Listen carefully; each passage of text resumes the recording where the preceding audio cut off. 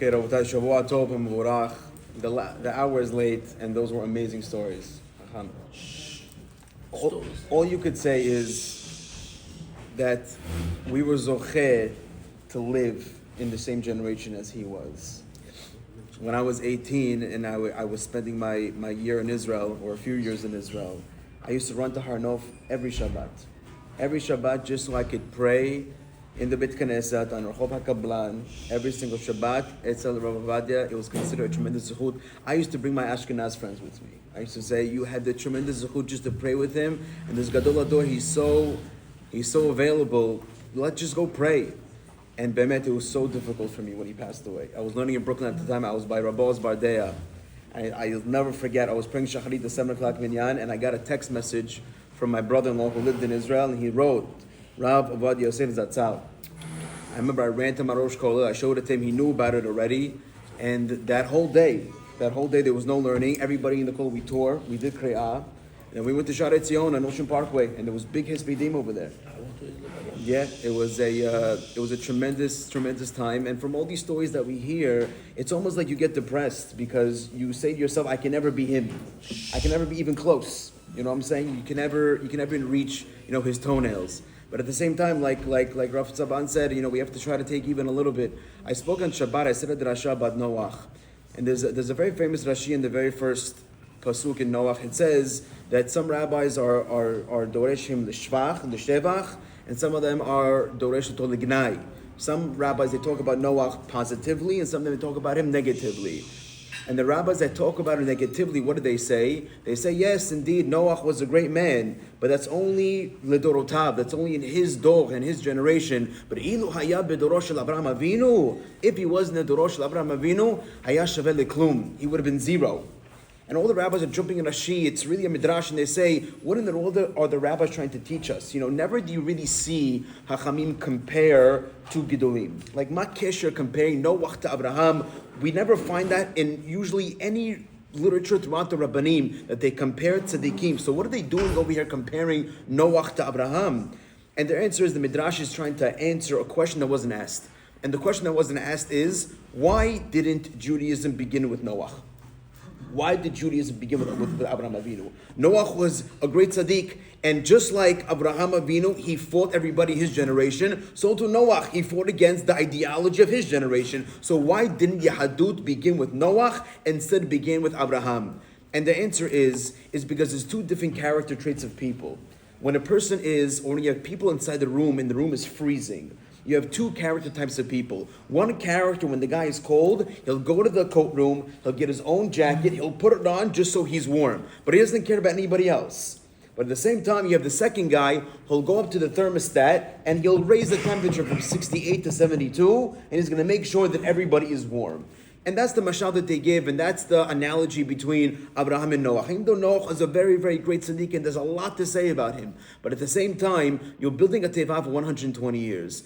And you couldn't get anybody else to join you on the teva. Noach's downfall, Noach's negativity, when the rabbis say the doresh to lignai, that they speak about him in a negative connotation, is because he only cared about himself and his family. Masha'enken Abraham Avinu, the person he was, it's a nefesh ashasu b'charan. He was the nefashot, he was the people that he made in Haran. Means that Abraham Avinu was very big into outreach. He was very, very big into kiruv. And what the rabbis are telling us, Abraham Avinu was the type of person that if he was cold inside the room, he raised the temperature. Noach was the type of guy that only put on his coat. He only cared about himself. But Abraham Avinu was the man that spread the heat, was spread about the love and the Borei Olam about to everybody. And that was the positivity. That's why Rashi says that Bemet, if he was in the generation of Abraham, he would have been Shaveh Leklum. He would have been considered nothing, because Abraham Avinu, he went out to the people. He taught not Am Yisrael, but he taught the concept of monotheism. In a time, in a generation, atheism, he taught monotheism. But Noah was a person who really kept to himself.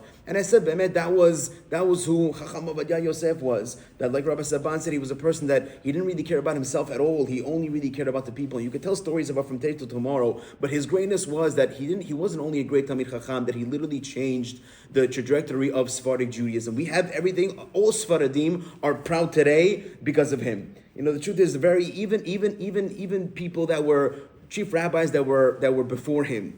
He even writes in his books in Yehavedat, he writes that there are some Sephardic rabbis that couldn't even raise their heads towards their Ashkenaz counterparts. They were embarrassed. They said to themselves, listen, if my Ashkenaz counterpart, if he argues on me, it must be that he's right. They were very, very, the Sephardic rabbis, they subjugated themselves to their Ashkenaz counterparts. But Rabbi Ovadia, he was, as it says, he was Hozer Ataran Lenushna. He brought back the pride of Sephardic Judaism. And just for that itself, we have to kiss his feet. But he did so much for Am Yisrael. But besides all the things that he did, and the 10 revolutions that he made, for me, it's the Pashut things that he did. What I mean by the Pashut things, the Art Scroll tells a great story. The Art Scroll book about Rabbi Ovadia, I read the story last year. And they tell a story about one great Dayan, an Ashkenaz Dayan. He was on a bus one time, and he has a long beard, he had a frock, and he has a top hat. He was a very chashuv Rav. And he notices that a much younger rabbi is doing kiruv. He's doing outreach like these public school teens or these troubled teens. And he calls this young rabbi over and he says, what are you doing? He says, well, I'm doing kiruv. I try to take these kids out and I give them something to eat and I talk, Judaism with them. And the rabbi was very impressed. And he told him, he goes, I'm about to retire from my dayanu position. I'm about to give up my rabbanu position. He goes, I want to get involved in what you do. And this young rabbi was surprised. He says, "You're a dayan. You're so much older than me. What do you want to get involved in outreach?" And the older dayan tells me, he goes, the way I look like, I didn't always look like this. He said, when I was much, much younger, he said, my parents, they were Holocaust survivors. And my parents didn't care about much my education. Their focus in life was making ends meet. They only wanted to just close the month. As long as we could put food on the table, for us, that's good enough. So he said, I grew up on the Rehov, I grew up on the street. And, my reputation was so bad that they used to call me Ha'avarian. That was my reputation. I was the troublemaker. I was the guy that used to make sins. And he said that every single day we used to play soccer, including Shabbat. And our soccer field was the street right next to main Beit Knesset in Tel Aviv. That was our soccer field. And he said that one Shabbat we were playing soccer, and the rabbi comes out of the Beit Knesset, the rabbi of the shul. And we were joking amongst my friends. We said, who's going to be the lucky guy? And I bet you $100, 100 shekel, that I could kick the ball and it's going to hit the rabbi. That was their bets on Shabbat. That's how they used to pass time. So all my friends were laughing. I said, no, I'm going to do it. This is the guy saying, I'm going to do it. So he lined up for the shot. He kicked the ball, and the ball hit the rabbi right, his hat right off his head. And all the kids are laughing. They're having a great time. And all of a sudden, the rabbi doesn't lose his cool. He picks up his hat, he puts it back on his head, and he approaches me. And I thought he was going to give me a tongue lashing. I thought he's gonna scream at me. But the rabbi approached me and he said, Shabbat Shalom. He says, you must be hungry. And the boy says, I have to admit, I didn't eat a good meal in maybe days, maybe weeks. He goes, I was hungry, so I took the rabbi's offer. He said, the rabbi took me to his house, the rabbi of the shul. He took me to the house, he said, he made kiddush, and he fed me very well. And then after I finished eating, he asked me, he says, are you still hungry? And I had to admit, I was still hungry, and he gave me another portion. He goes, only later did I find out that he actually gave me his portion. There wasn't enough food in the house, so he gave me his plate to eat. And after I finished eating, he said, are you tired? And I said, yeah, after a whole day of soccer, of course I'm exhausted. So he prepared a bed for me, and that's where I went to sleep, and I woke up after Shabbat finished. And then after Shabbat finished, I approached him. He said, "Nu, what now?" The rabbi asks me, "Nu, what now?" And I said, "Well, I was thinking to go see a movie, but I don't have enough money." Because the rabbi took out 1.5 litra from his pocket, which is the amount it costs for a movie ticket. And he gave it to me. And he says, "This is on condition that you come back next Shabbat."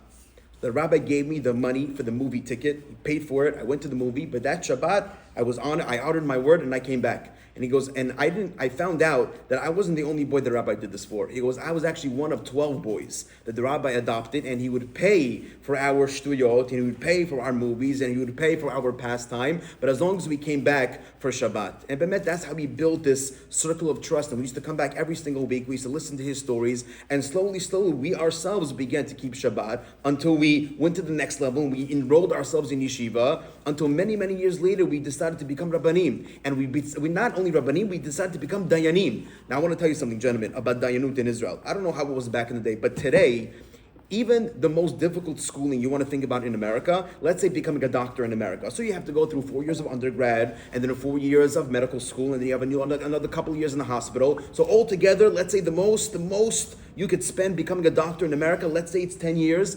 In Rabbanut in Israel, to become a Dayan, you need 15 years of limud, 15 years of study to become a Dayan.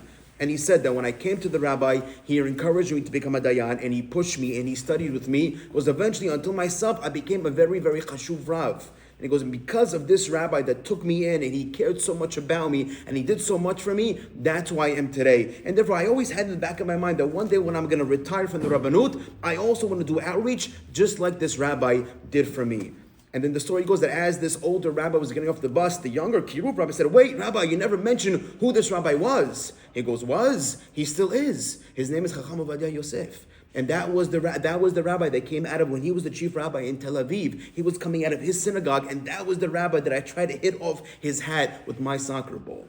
Because that who Chacham Ovadia was, he was a person who cared so much. I heard a similar story about coming to the house. It wasn't with the garbage truck, but he was coming out of his shul one time, and some guy ran and said, he goes, I need to speak to the Rav, I need to speak to the Rav. So they began pushing him away, these guys, you can't talk to the Rav. And he said, oh, hold on a second, let's hear what the guy wants to say. The guy says, the Rav. He goes, I want to enroll my children in yeshiva, but they don't let me. So Rav Ovadia says, how come they don't let you? He goes, because I have a television. He goes, so get rid of the television. He goes, my wife doesn't want to. He goes, okay, let's go to your house. Let's go to the guy got so nervous. He goes, what's your address? The guy was nervous to tell Chacham Ovadia his address. He gave him his address, and right away the guy who gave him his address, he ran out of the house. He gets in the car, he drives to his house. He goes, quick, honey, clean up the house. She goes, why? He goes, Chacham Ovadia is coming here. He goes, there's no way. He's like, I'm telling you, he's coming here. They quickly clean up the house. All of a sudden, the moment they finish cleaning, they get a knock on the door. Standing in front of the door was Ovadia Yosef. And right away she understood. You got rid of the television. And that was his way. His way was that he even cared about the kids. That was his item. He cared so much. His whole, even though he was so great, even though his main item was the kiruv rechokim, it was the outreach. So therefore they say that should be at least one of the things that we take away. If you yourself cannot be on the front lines of kiruv, at least you have to support what it means to give to these organizations that really do bring these kids back, because it's so important. This is so much to what he cared for. And again, there's so many stories you can tell from today to tomorrow. There was during Elul time, it was a big time where he used to go around all the country. And it's impossible to go to every city if you're driving in a car. So his item was they used to take a helicopter from place to place. So one time when he was taking a helicopter ride, in the helicopter ride, he suffered a heart attack. So he told the people, because we have to land and we have to go to the hospital. So they landed in some random guy's backyard. They had a big enough backyard to land a helicopter. And as they landed, the owner of the house was shocked. Why is there a helicopter landing in my backyard? So they had a taxi waiting for him to take him to the hospital as they landed. And when they landed in this guy's backyard, the guy came out to see who was coming out of the helicopter, and he sees Chacham Ovadia Yosef. So the first thing, even though the rabbi is in the middle of suffering a heart attack, he turns to the guy and he says, where do you send your kids to yeshiva? And the guy says, I sent to public school. He says, maybe enroll them into a Jewish school. And then he gets in the hospital, he gets in the ambulance, they take him to the hospital. Even in the midst of a heart attack, he cared so much about the Jewish kids. And therefore, Rabbi, I think this is a tremendous, tremendous lesson. You're right, I think that is the definition of noseh be'ol havero. That means that you're seeing that your brethren is suffering spiritually. So therefore the question is, what are you going to do about it? Chacham Ovadia never sat back. He never sat on the sidelines. He cared about every single Jewish soul. And if it's a lesson for us to take, is, like I said, zechoto tagen aleinu, is a tremendous zechut in Shamayim, and his zechut should be for us and our children. But at the same time, like Rabbi Saban said, the next time you see somebody that's in need, whether he's suffering physically or whether he's suffering spiritually, your job is to give him your hand and say, what would Rav Ovadia do in this case? Shavua Tov.